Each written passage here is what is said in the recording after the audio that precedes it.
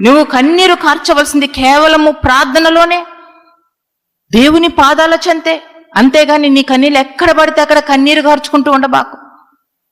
నేనెప్పుడు ఆత్మీయులకు, నా ప్రియ ఆత్మీయ బిడ్డలకు నేను తెలియచేసేది ఏంటంటే, మీ కన్నీరు వ్యర్థము చేసుకోవద్దు.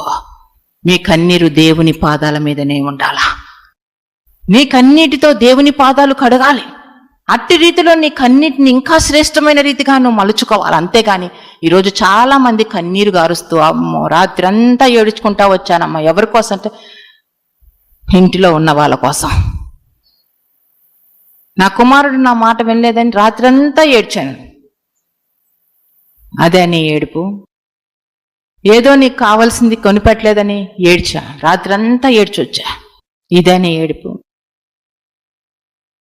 ఇటువంటి వాటికి ఆత్మీయులు ఏడవలసిన అవసరం లేదు, కన్నీరు కార్చవలసిన అవసరం లేదు. నీ కన్నీటికి ఒక శ్రేష్టమైన గుర్తింపు ఉంది. నీ కన్నిటిని శ్రేష్టంగా ఎంచే దేవుణ్ణి మనం కలిగి ఉన్నాం. నీ కన్నిటిని పవిత్రంగాను పరిశుద్ధంగా ఎంచే మహోన్నతిని మనం కలిగి ఉన్నాం. నీ కన్నిటిని ఆయన ఒక బుడ్డిలో దాచుకొని ఉన్నాడంట. అంతేకాదు, ఆయన కవిలలో కనబడుచును కదా. అంటే కవిలలో అనంటే పుస్తకములో అని ఉంటుంది. కింద అర్థం ఏంటి? పుస్తకములో. ఆయన ఒక పుస్తకం పెట్టుకొని నువ్వు కన్నీరు కార్చినప్పుడు ఆ పుస్తకములో అది రాయబడుతూ ఉంటుంది.